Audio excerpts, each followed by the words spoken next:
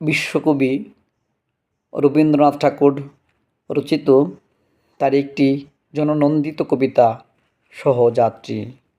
কথা ছিল একটি তরীতে কেবল তুমি আমি, যাব অকারণে ভেসে, কেবল ভেসে, ত্রিভুবনে জানবে না কেউ আমরা তীর্থগামী।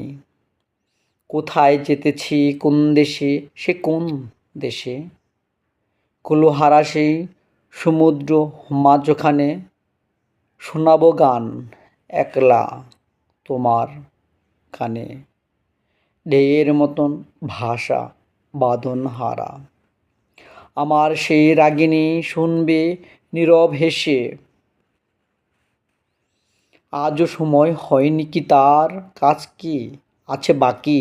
ওগো ওই যে সন্ধ্যা নামে সাগর তীরে, মলিন আলোয় পাখা মেলে সিন্ধু পাড়ের পাখি।